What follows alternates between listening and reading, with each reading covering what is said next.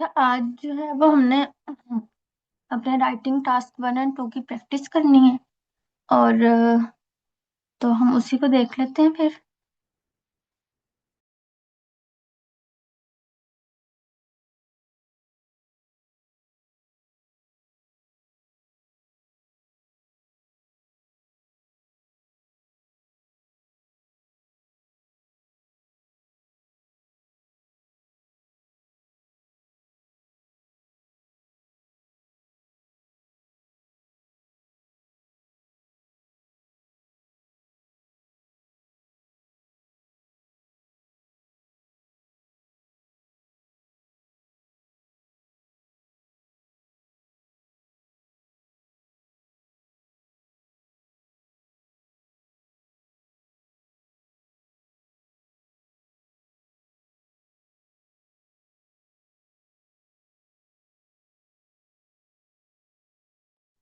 Screen visible है?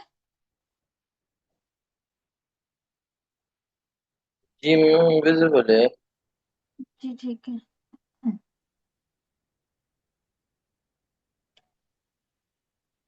अच्छा, हमने डिस्कस किया था कि पार्ट टास्क 1 को 1 डे बिफोर। अच्छा, the graph below gives information one on the numbers of participants for different activities on social center in Melbourne, Australia for the period 2000 to 2020। तो इसमें different numbers of participant involve हैं different activities में। तो हम वो activities देख लेते हैं कौन कौन सी हैं। इनमें अगर हम बात करें तो एक है फिल्म क्लब की, दूसरा martial art, amateur dramatics, table tennis and musical performance. ठीक है, ये 5 है और इनको लाइन ग्राफ के फॉर्म में जो है वो हमें शो हो रहा है। अब अगर हम सबसे पहले अपनी अ, जो टास्क 1 की लाइन है, हम अगर हम उसको पैराफ्रेज करें।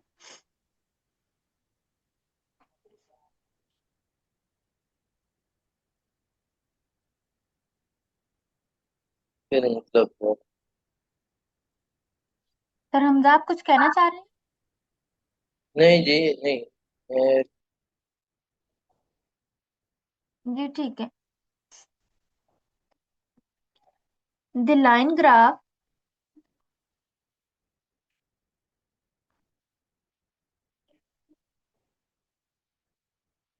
illustrate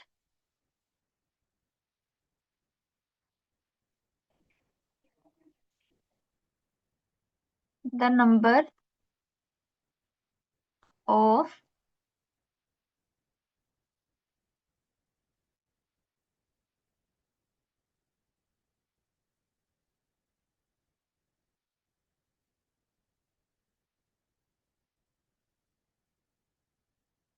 participants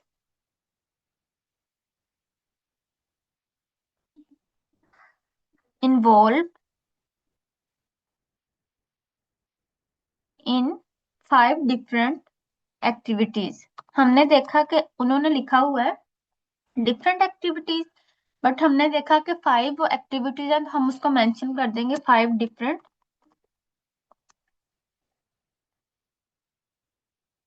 activities. आगे हम उनका नेम लिख देंगे कि वो कौन कौन सी हैं। The first one is film club, second one is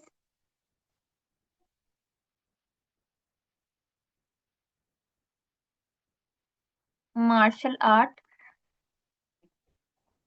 the third one is amateur dramatics,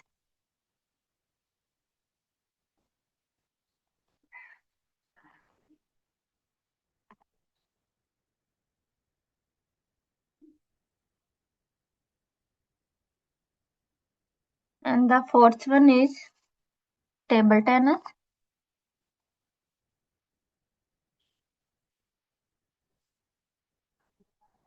The last one is and musical performance.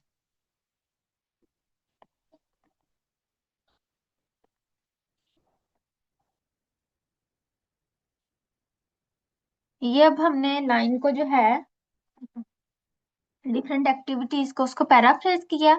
आगे उन्होंने जो ऑस्ट्रेलिया और उसका पीरियड लिखा है तो हम उसको भी साथ मेंशन कर देंगे। At social centre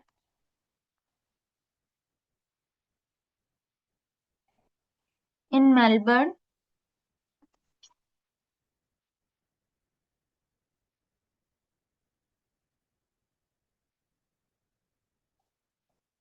Australia.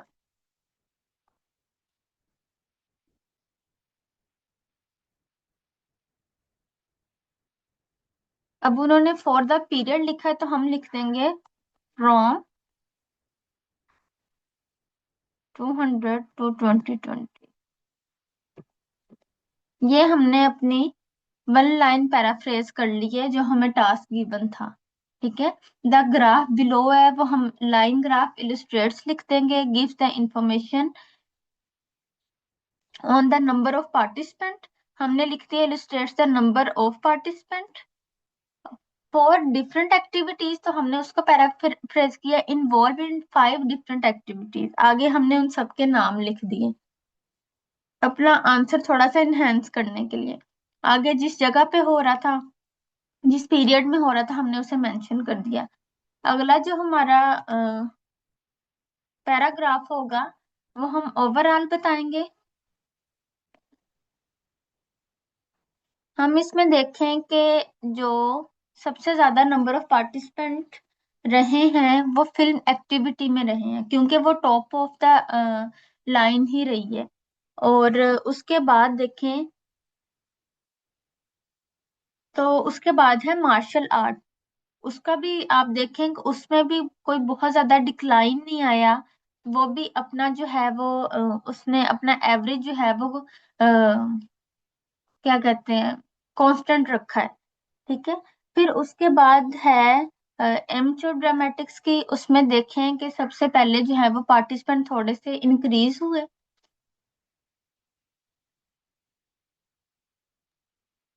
फिर जो एक्सक्यूज है मी ये, मैम। जी सर। मैम ये आपने सबसे पहले इंट्रोडक्शन लिखा है ना? जी जी, ये इंट्रोडक्शन मैंने लिखा है। जो हमें टास्क गिवन था मैंने उसको पैराफ्रेज किया है। जी मैम, ये इंट्रोडक्शन काफी लंबा नहीं हो गया? अगर हम ये कह दें कि डिफरेंट आर्ट्स एंड स्पोर्ट्स, सारे नाम लिखने की बजाय। सर आप वैसे भी कर सकते हैं। मैंने आपको कल भी कहा था कि हम जब पैराफ्रेज करते हैं किसी भी लाइन को तो हम उसका हर पॉसिबल जो है वो लाइन लिखते हैं ना, 4 से 5 अगर पॉसिबल उसका सोल्यूशन बन रहा है पैराफ्रेजिंग के तो हम वो सब लिखेंगे। अब हम इस तरह से लिख के अपने वर्ड काउंट कर लेंगे। अगर एक्सीड कर रहे हुए तो हम इसकी जगह जो है वो शॉर्ट फॉर्म यूज कर लेंगे। जी ठीक है मैम। हाँ जी।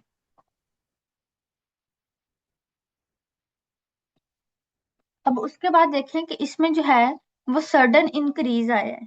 ठीक है। इसका मतलब हम इसे मेंशन करेंगे। उसके बाद टेबल टेनिस को देखें। सॉरी, ये टेबल टेनिस का है। एमच्योर जो ड्रामेटिक्स है वो सब पहले तो जो है वो थोड़ा सा इंक्रीज हो रहा था और देन वो सडन जो है वो डिक्रीज हो गया। और लास्ट जो म्यूजिक परफॉर्मेंस है वो 2005 से ऑनवर्ड हम देखें तो उसमें इंक्रीमेंट ही हो रहा है जो पार्टिसिपेंट थे उनका। तो हम इसका ओवरऑल पैराग्राफ लिखते हैं।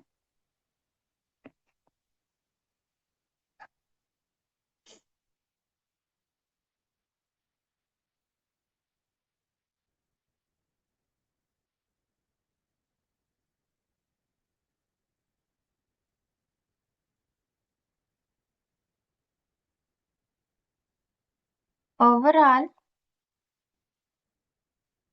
The film club and martial art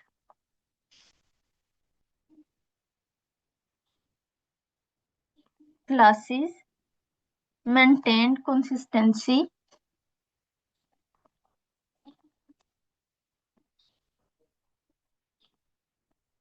क्योंकि ये देखें कि as compare to other lines, जो ये दोनों एक्टिविटीज हैं, इनमें नंबर ऑफ पार्टिसिपेंट जो हैं उनमें एक जो है वो कंसिस्टेंसी मेंटेन रही है, ना तो वो बहुत ज्यादा डिक्रीज हुए हैं, ड्रॉप हुए हैं कि सिर्फ चंद पार्टिसिपेंट रह जाए और बाकी सारे लेफ्ट कर जाएं, और ना ही उसमें सडन जो है वो इंक्रीज हुआ है।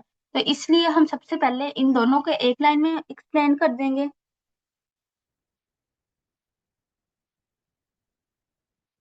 High participant level,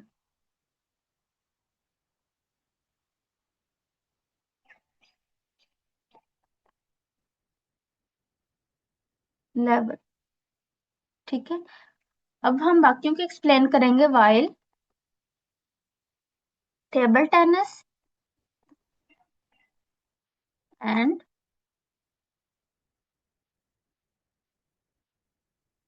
musical performances.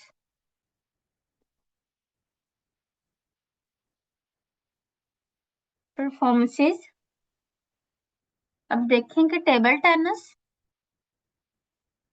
और म्यूजिकल परफॉर्मेंसेस, उनमें जो है वो सडन चेंज आया है, ठीक है। तो हम उन दोनों को मेंशन कर देंगे। सा सब्सटेंशियल, ये हमने जो एक उनमें सडन इंक्रीज और डिक्रीज का चेंज आया, हम उसको जो है वो रिप्रेजेंट करने के लिए, उसको डिस्क्राइब करने के लिए हम सब्सटेंशियल का वर्ड यूज कर रहे हैं।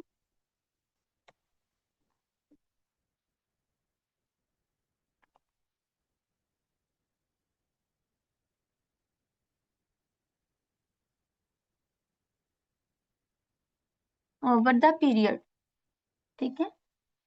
हमारा ये जो है, ये एक ओवरऑल जो हमने उसको डिस्क्राइब करना था अपना डाटा, उसका पैराग्राफ बन गया।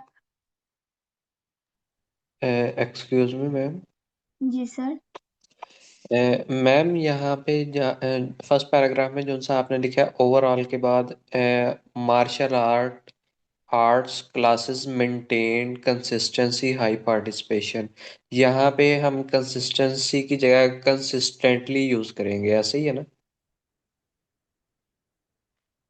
ठीक है, हम वो यूज कर लेते हैं। अच्छा, एक जी, मिनट बता, यहाँ पे स्टार्ट कैसे? कंसिस ये कंसिस्टेंटली आएगा। कंसिस्टेंटली। जी। और दूसरा जोन सा आपने ये अभी सेंटेंस लिखा है ना, म्यूजिकल परफॉर्मेंस वाला और टेबल टेनिस वाला, अगर हम ग्राफ में देखें ना, तो टेबल टेनिस वाले की जोन सी लाइन है वो शार्प इंक्रीज है, और जोन सी म्यूजिकल परफॉर्मेंस वाली है ना वो ग्रेजुअली इंक्रीज है।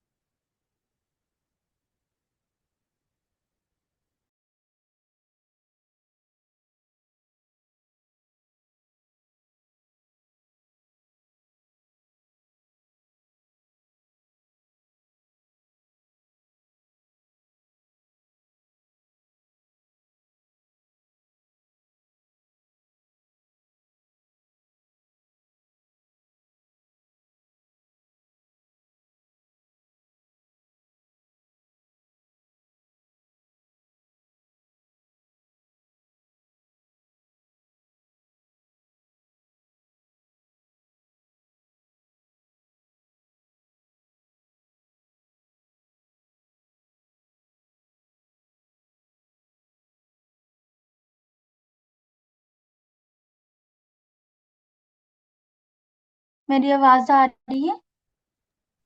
जी मैम, अब आ रही है। जी सॉरी, मेरा इंटरनेट जो है वो डिस्कनेक्ट हो गया था। मैं दोबारा शेयर करती हूँ।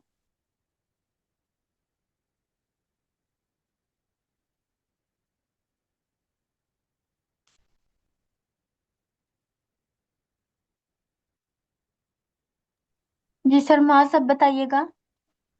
मैम अभी स्क्रीन शो नहीं हुई। जी, अब हो गई है। जी। मैम ये जोन से आपने लास्ट सेंटेंस लिखा है, इसके अंदर देखिएगा जरा, जोन सा टेबल टेनिस की लाइन है ना, वो लास्ट ईयर्स में यानी कि आखिरी डेकेड में शार्प इंक्रीज हुई है, और जोन सी म्यूजिकल परफॉर्मेंस है ना वो ग्रेजुअली इंक्रीज कर रही है। अच्छा, हम जो है वो एक ओवरऑल दे रहे हैं, ठीक है। जब हम बॉडी पैराग्राफ 1 और 2 लिखेंगे तो उसमें हम 1 बाय 1 हर लाइन को एक्सप्लेन करेंगे। अच्छा, इंक्रीज दोनों हुई हैं, ठीक है। तो उसमें हम इसलिए एक वर्ड यूज कर रहे हैं, substantial rise in the number over the period. Ma'am substantial zone सा है वो शार्प का सिनोनिम है। तो आप इसकी जगह क्या कह रहे हैं कि हम कौन सा कॉमन वर्ड यूज करें जो दोनों के अ, लिए यूज हो? मैम ये जोन सा सब्सटेंशियल है ना, ये टेबल टेनिस के लिए तो ठीक है, लेकिन म्यूजिकल परफॉर्मेंस के साथ हम सब्सटेंशियल लगा नहीं सकते। आप देखें ना, वो सब्सटेंशियली इंक्रीज ही नहीं हुई। सर मास भाई, अगर आप देखा जाए ना, तो ये जो म्यूजिकल परफॉर्मेंस है, इसमें इनिशियली राइज आ रहा है, सब्सटेंशियल राइज आ रहा है, और जो लास्ट वन है, सॉरी, टेबल टेनिस वाला, उसमें लास्ट पे राइज, सडन राइज आ रहा है। आप देख लें। अच्छा जी। सर, हम ना देखें जो म्यूजिकल परफॉर्मेंस है ना वो 2005 में 0 पे है, ठीक है। उसके बाद देखें कि उसमें नियर टू 20 जो है वो पार्टिसिपेंट इन्वॉल्व हुए हैं, तो 0 से 20 तक जाना उसके लिए एक इंक्रीज था, ठीक है। और इसमें देखें, अगर हम टेबल टेनिस में देखें तो टेबल टेनिस में 2010 में 20 पे थे, और उसके बाद जो है वो नियर टू 50 गए हैं, तो मतलब उसमें भी 20 तक इंक्रीज आया और उसमें नियर टू 30 आया है। तो इसके लिए इसलिए हमने एक सूटेबल टर्म यूज की है। हम इसको लिख लेते हैं, बाद में अगर इधर कोई और वर्ड हमारे जहन में आए तो हम वो जो है वो कर लेंगे। जी ठीक है मैम। जी। अगर आपके जहन में इसका सैनोनिम कोई आ रहा है जो दोनों के लिए सूटेबल है तो आप मुझे सजेस्ट कर दें, हम वो भी लिख के इसे चेक कर सकते हैं। मतलब हम पढ़ के देख लेंगे, अगर वो सूटेबल हुआ तो हम वो लिख लेंगे। क्योंकि देखें, एक लाइन को लिखने की डिफरेंट पॉसिबिलिटीज होती हैं ना, हम सैनोनिम्स यूज करते हैं किसी एक टर्म के लिए। तो इधर कोई और भी वर्ड आ सकता है, जरूरी नहीं है कि यही आए।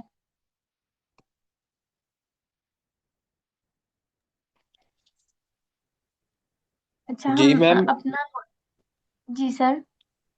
जी बिल्कुल ठीक है आप कह रही हैं, लेकिन अगर हम सिर्फ ये म्यूजिकल परफॉर्मेंस को इसके अंदर से निकाल दें, सिर्फ टेबल जी। टेनिस को इस लाइन के अंदर एक्सप्लेन कर दें, तो ये ज़्यादा बेहतर नहीं रहेगा? अच्छा, हम अगर wild table tennis and musical performance इधर कोई और अगर हम वर्ड यूज करें, सर्च का वर्ड यूज कर सकते हैं हम। मैम हम सिंपली ये कह सकते हैं इंक्रीज्ड ओवर टाइम, क्योंकि ये डायनामिक डेटा है ना। ठीक है।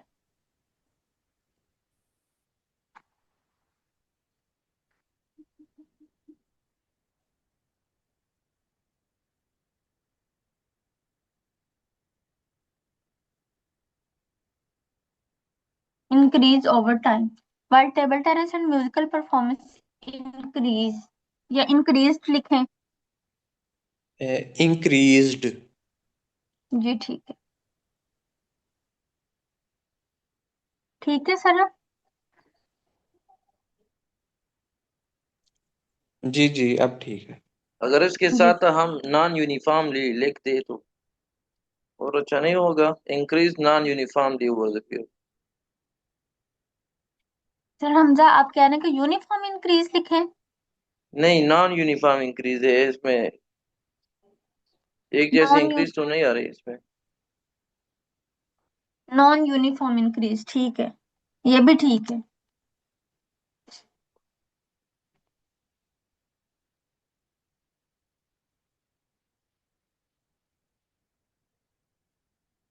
अब ये देखिएगा कि ये अ, जो सेंटेंस की वो है, एग्रीमेंट जो होता है वो ठीक बन रहा है।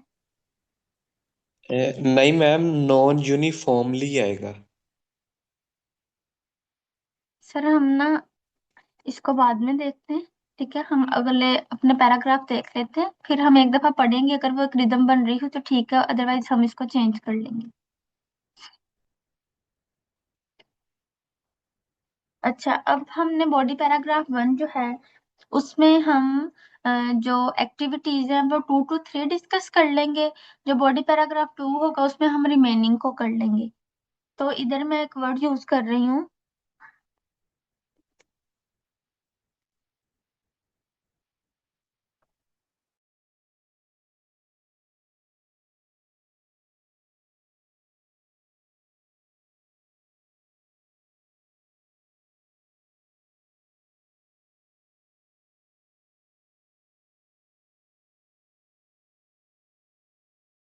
फिल्म क्लब का है, तो हम उसी को डिस्कस करते हैं। The film club had the highest performance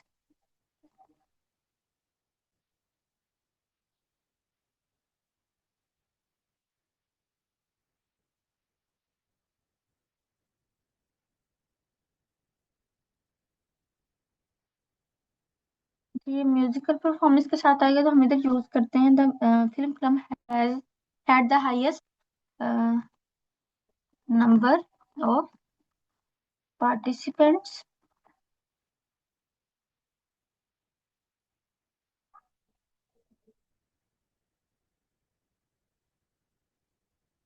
remaining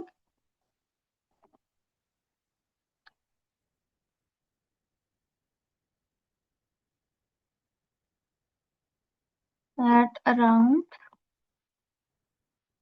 अब ये 65 to 70 के दरमियान में लाइन जो है वो स्टॉप कर रही है 2020 में जाके, तो इधर लिखते हैं एट अराउंड 65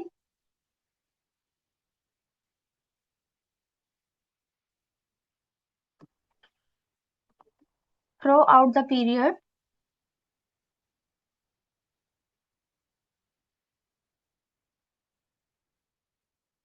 अब इसमें एक माइनर सा डिक्रीज आया था 2010 में। ठीक है, तो हम उसको साथ मेंशन करेंगे, throughout the period with minor dip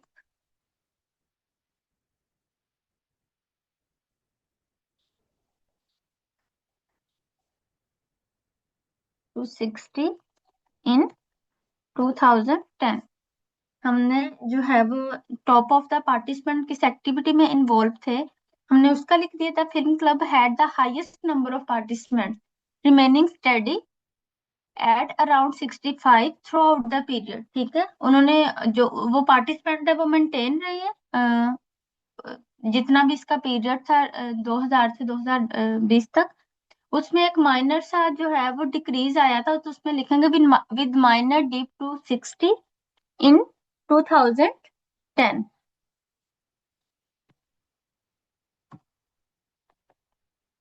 similarly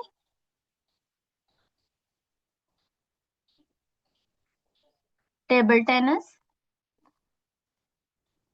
अगर हम टेबल टेनिस को देखें तो उसमें भी जो है वो मेंटेन रही है, कभी इंक्रीज समहाउ माइनर इंक्रीज और डिक्रीज के साथ।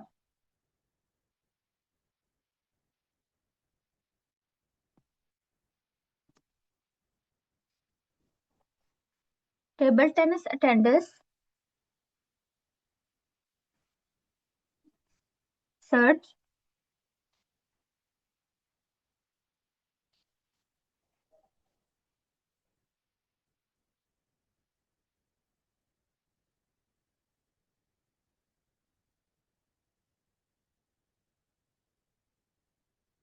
Dramatically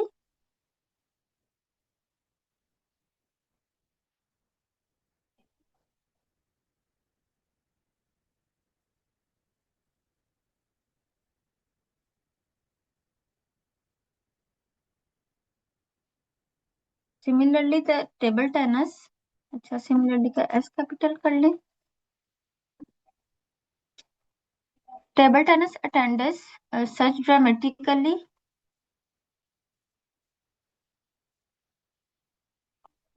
increasing from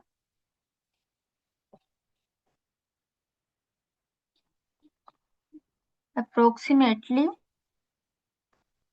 17 participants in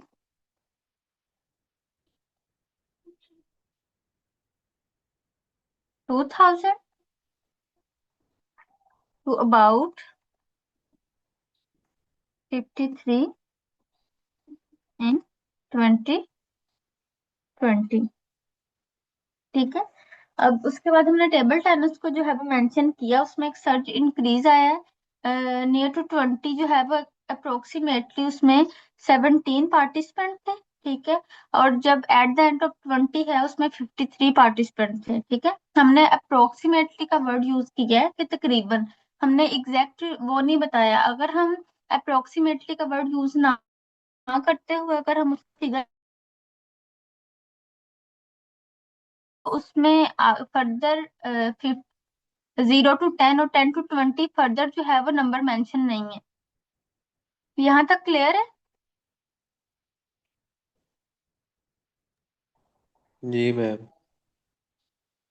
जी ठीक है। हाँ, हम बॉडी पैराग्राफ 2 यूज करते लिखते हैं। Also musical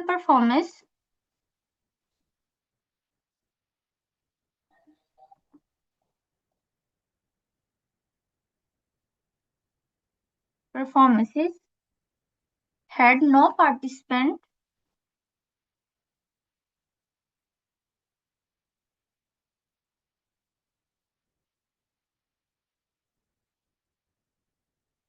between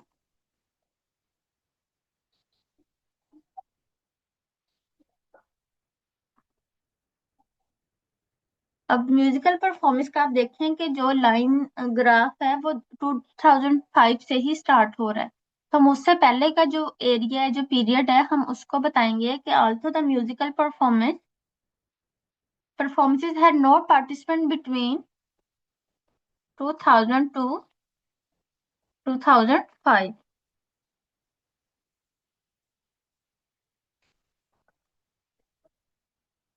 Their enrollment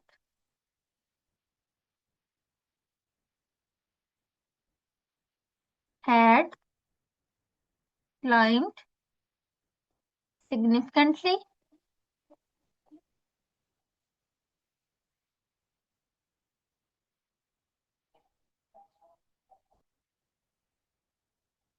by the end of period।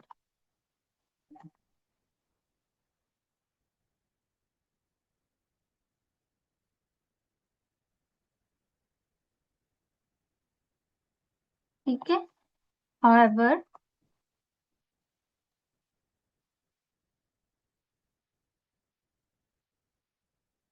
both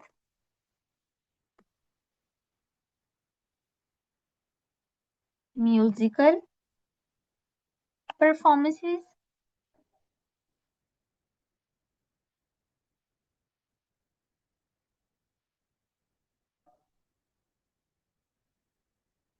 and amateur dramatics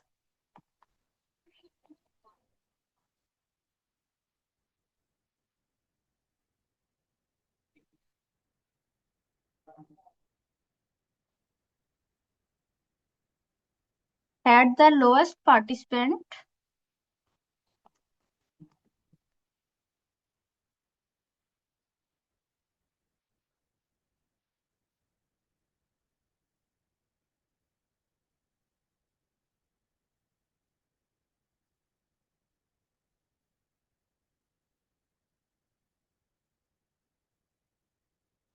with amount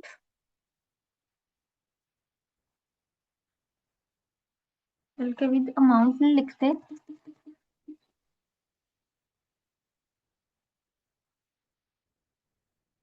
with around 18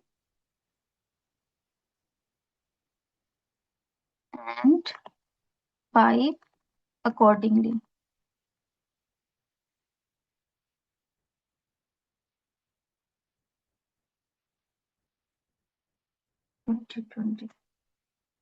ठीक है, हमने म्यूजिकल परफॉर्मेंस और एमेच्योर का बताया कि उनमें सबसे लोएस्ट पार्टिसिपेंट थे।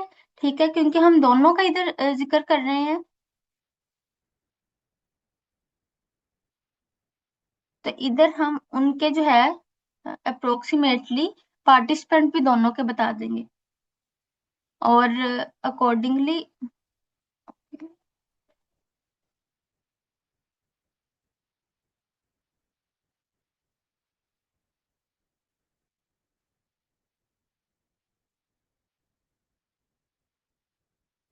अब ये वर्ड बने हैं अभी 138। इट्स मीन कि हम इसमें मजीद ऐड कर सकते हैं। जी सर, अब बताएं आप लोग कि हम इधर किधर किधर चेंजिंग कर सकते हैं या क्या मजीद ऐड कर सकते हैं।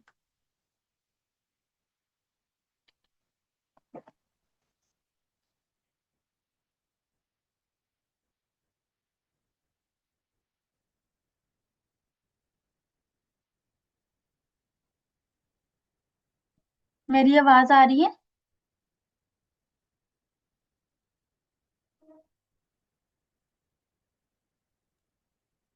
जी आ रही है आवाज, आ रही।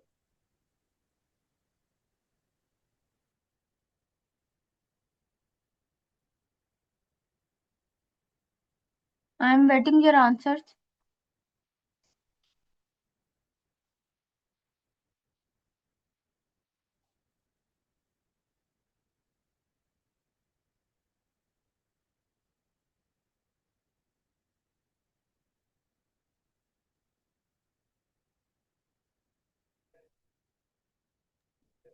जी आवाज आ रही है, आपकी आवाज आ रही है। सर मैंने कहा है, हमने 138 पर लिखना है, हमने इसे मजीद इंक्रीज करना है, तो अब आप लोगों ने बताना है हमने किस पैराग्राफ में क्या इंक्रीज करना है।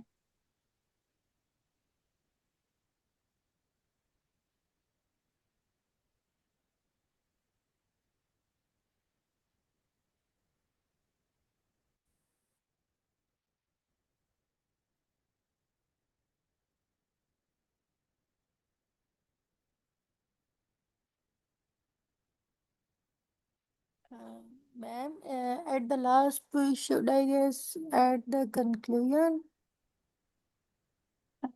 मैम हम इसमें कंक्लूजन नहीं लिखते क्योंकि हमने ओवरऑल पैराग्राफ जो है ना वो अपना इंट्रोडक्शन के बाद लिख दिया है। हम बॉडी पैराग्राफ और बॉडी पैराग्राफ 2 में मजीद जो है वो लाइंस ऐड कर सकते हैं। Okay, all right.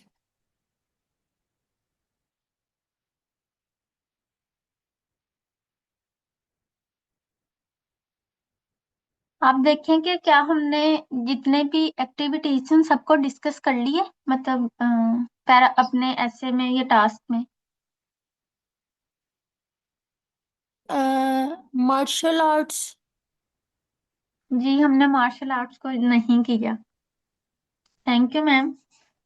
अब बताएं कि हम इसे किस पैराग्राफ में यूज कर सकते हैं। मैंने मार्शल आर्ट का जिक्र किया था, मैं उसको स्किप कर गई हूँ, इसीलिए कि एट द एंड हम आप लोग भी प्रॉपर इन्वॉल्व हों ताकि हम उसकी लाइन फिर लिखें। देखिए फिल्म Mar क्लब के बाद जो second highest participant in the start of 2000 में देखे गए थे वो मार्शल आर्ट में ही थे। ठीक है, तो हम उसकी एक लाइन ऐड कर लेते हैं।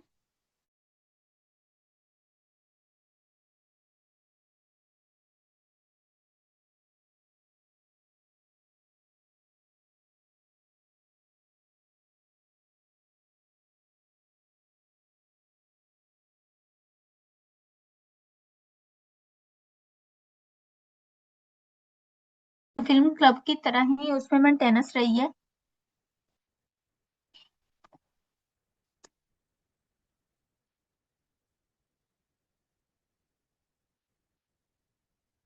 Participation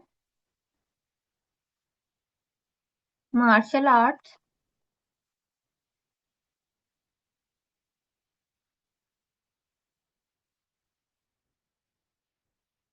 fluctuated slightly.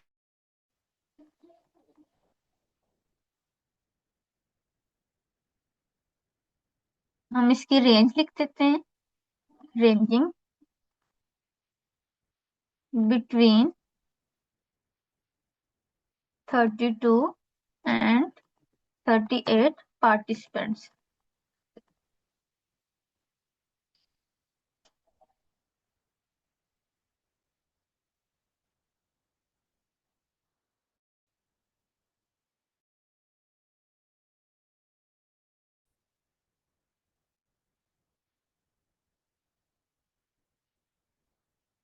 अब हम बॉडी पैराग्राफ 2 देख लेते हैं।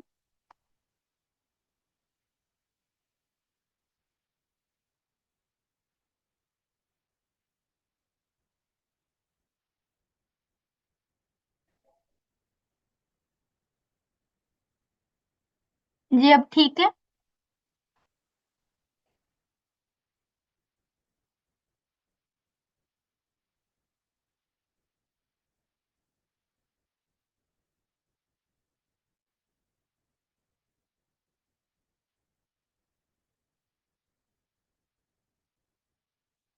जी ठीक है।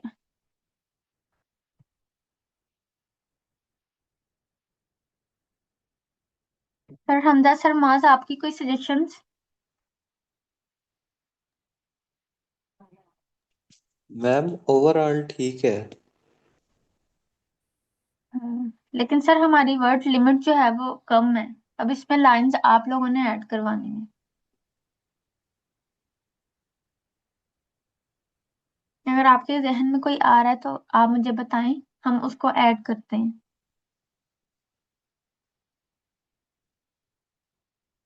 हमने ट्रेंड को जो है वो डिस्क्राइब कर दिया है, डिफरेंट एक्टिविटीज को, अपना इंट्रोडक्शन पैराग्राफ भी इन डिटेल लिख लिया, ठीक है। ओवरऑल भी हमने लिख लिया। मैम ये 2010 के अंदर देखें जरा। सर अ, बॉडी पैराग्राफ 1। नहीं नहीं, ईयर ईयर 2010, इसके अंदर जौन सा टेबल टेनिस है और ये सब जो है वो एक पॉइंट पे आ रहे हैं। जी जी, ठीक है। ये अगर हम डिस्क्राइब कर दें तो। जी सर आप करवाए। और आप इसको किस पैराग्राफ में करेंगे, बॉडी पैराग्राफ 1 में या 2 में? मैम 2 में ही कर सकते हैं हम, क्योंकि ये जोन से दो है ना, दो कैटेगरीज, ये जी। सेम पॉइंट पे हैं 2010 में। जी तो सर करवाएं ऐड, किस तरह लाइन इसकी बनाएंगे? मैम ये जहाँ पे लिखा हुआ है however both musical performance and has lowest participant, जी। इसके आगे या फिर ये 2020 के बाद आप लिख दें कि we can see in 2010 amateur dramatics and martial arts have same number of participants. Table tennis and amateur dramatic have same number of participants in 2010.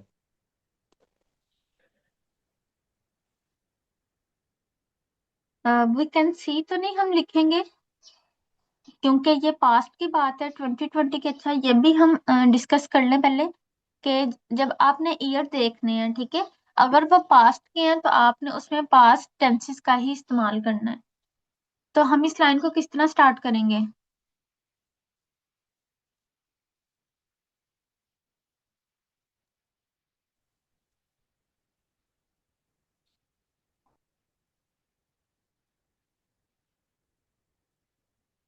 Mm. It can be seen clearly. Yes.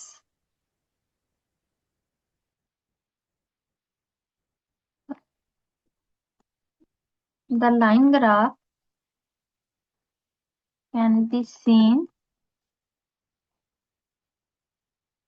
Clearly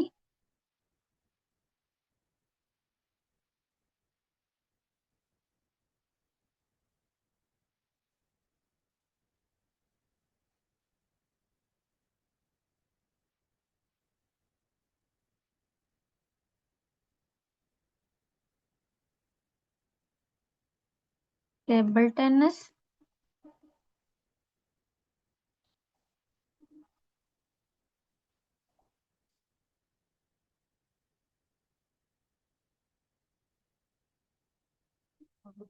and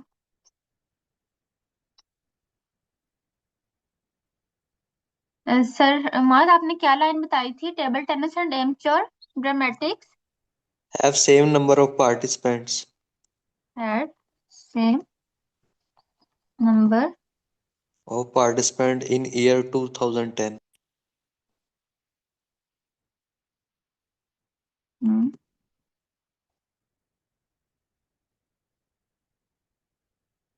ये ठीक है? जी ma'am. Yes, ma'am. जी जी। Ma'am अगर हम in line graph की जगह सिर्फ ये लिख दें, it can be seen clearly. Okay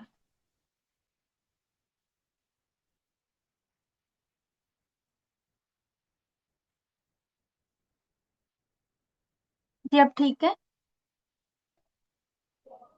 ji ma'am, अगर हम वी कैन सी लिख देते, जिस तरह आपने मुझे करेक्ट किया कि वो प्रेजेंट का नहीं है, डाटा हमारे पास पास का है, लेकिन वी कैन सी अगर हम लिख रहे हैं तो इसका मतलब ये है कि हम पास का डाटा देख के ही बयान कर रहे हैं।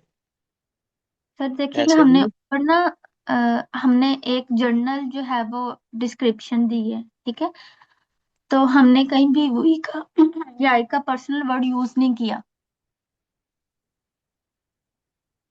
जी ठीक है। हाँ जी, तो इस तरह की ना हम मतलब रेकमेंड नहीं करते। और ये जो है वो जर्नल जब हम डाटा डिस्क्राइब कर रहे होते तो अपना पर्सनल जो है वो ओपिनियन टास्क 1 और टास्क 2 में नहीं देते। ठीक है, एक जनरल जो है वो जनरलाइज ही रखें चीजों को, वो जो है वो एक अच्छा इम्पैक्ट होता है उस चीज का। मैम अगर हम प्रैक्टिस के तौर पे अपनी राइटिंग की प्रैक्टिस करें तो आप उसको ओवरव्यू कर लेंगी? जी सर, मैं कर लूंगी। स्लैक पे जैसे शेयर हमारे कर पास, दें? जी सर। स्लैक पे शेयर कर दें? हाँ जी सर, स्लैक पे आप शेयर कर दें। और जैसे हमारे पास अब टास्क 2 का टाइम नहीं है, और कल मैंने कहा था कि मैं एक फाइल बना के शेयर कर दूंगी, लेकिन वो मुझे नहीं लगा सूटेबल, क्योंकि हमें मतलब ना इन क्लास में प्रैक्टिस करनी चाहिए। तो इसलिए एक टास्क हमने कर लिया, उसमें आप भी प्रॉपर इन्वॉल्व रहे हैं, आपको भी पता चला है, ठीक है, मैंने भी उसको करेक्ट किया है। तो इस तरह आप टास्क 2 जो है वो आप करें।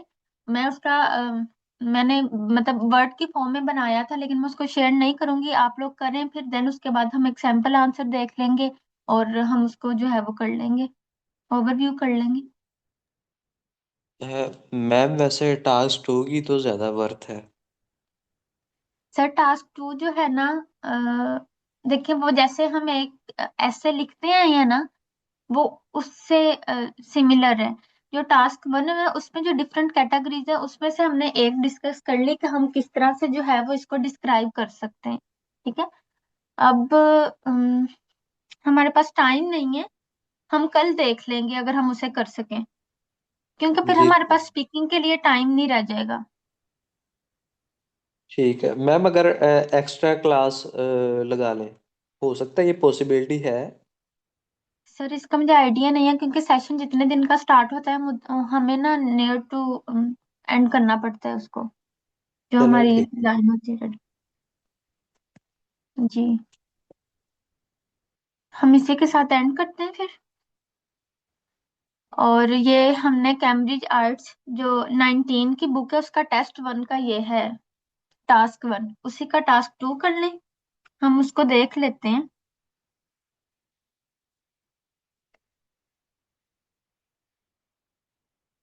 जो हमारे पास टाइम है उसमें। अच्छा, अब इसमें देखें, some people think that competition at work, at school and in daily life is a good thing. Other believe that we should try to cooperate more rather than competing against each other। ठीक है, कुछ लोगों का यकीन competition पे है, कुछ का कोऑपरेट करने पे है। Discuss both views and give your opinion. अब ये कौन सा, किस टाइप का, आप इसे समझने के लिए ये किस टाइप का टास्क है? हमने 5 टाइप्स पढ़ी थी कल।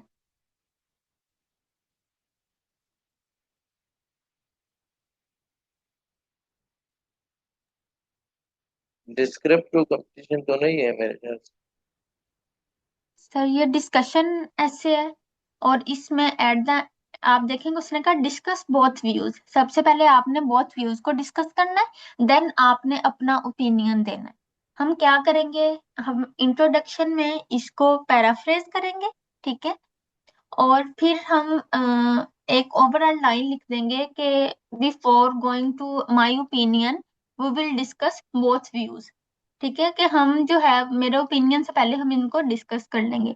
फिर आपका बॉडी पैराग्राफ 1 है, उसमें आप कंपटीशन को डिस्कस करेंगे, उसकी एग्जांपल साथ देके, दो एटलीस्ट टू। ठीक है। बॉडी पैराग्राफ 2 में कोऑपरेशन को डिस्कस करेंगे अलोंग विद टू एग्जांपल्स। हमारे दोनों जो पॉइंट है वो डिस्कस हो गए। कंक्लूजन वाला जो सम अप हमारा पैराग्राफ होगा, उसमें सबसे पहली लाइन हमारे ओपिनियन की होगी, फिर उससे जो नेक्स्ट लाइन है वो हम जर्नल ओवरव्यू की लिखेंगे, मतलब सम अप करेंगे अपना पूरा ऐसे।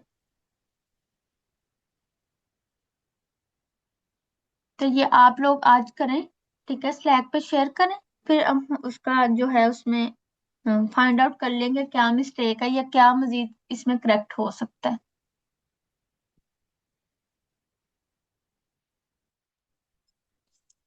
ठीक है मैम। जी। इसमें अगर कोई कंफ्यूजन है तो आप पूछ लें, क्योंकि अभी 4 मिनट्स हैं हमारी क्लास के। मैम कंफ्यूजन तो सिर्फ इस टाइम ना ग्रामर की है, ग्रामर रिवाइज करनी है। तो जहाँ से भी ग्रामर रिवाइज करने की कोशिश करते हैं वो स्टेप बाय स्टेप नहीं है, यानी कि रैंडम वीडियोस हैं यूट्यूब वगैरह पे ना। तो कोई रिसोर्स है अच्छा जहाँ से ग्रामर बंदा एक ऐप है, एक तो मागोश ऐप है, ठीक है।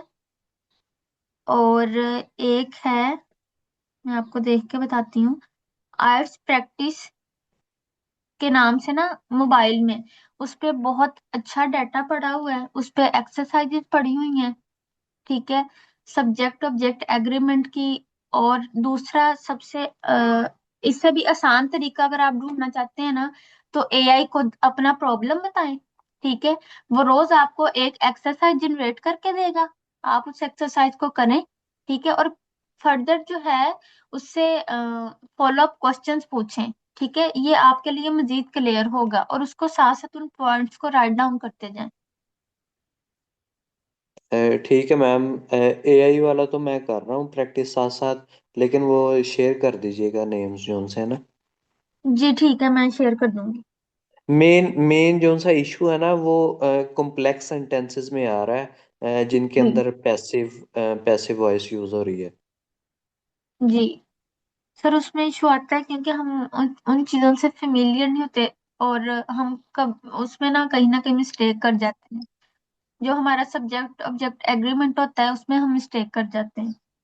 जी ऐसे ही है। हाँ जी। तो ये प्रैक्टिस के साथ ही है। और दूसरा ये कि जब आप कोई एक टास्क है ना, उसके जो मैं ऐप बता रही हूँ उस पे सैंपल आंसर्स पड़े हुए हैं अकॉर्डिंग टू बैंड्स। बैंड 6 का पड़ा हुआ है, बैंड 7 का पड़ा हुआ है, बैंड 8 का पड़ा हुआ है, बैंड 9 का पड़ा है। उनको आपस में कंपेयर करें, ठीक है। कंपेयर करके जो हमारे पास कनेक्टिव वर्ड्स आते हैं ना, हम फिर उनको यूज कर सकते हैं। जैसे हमने आज भी यूज किया सिमिलरली, आल्थो, हाउएवर। इस तरह के वर्ड जो है ना, ये हमारे बैंड्स में इम्प्रूवमेंट ला देते हैं। मतलब ये इस तरह के वर्ड्स हैं जिसको जो असेसमेंट हमारी कर रहा होता है वो उनको हाईलाइट कर लेता है, स्पीकिंग में भी राइटिंग में भी। ठीक है मैम। जी। हम एंड करते हैं अपनी क्लास। तो आप लोग शेयर करिएगा अपने आंसर, फिर हम उसको देख लेंगे, कल डिस्कस भी कर लेंगे।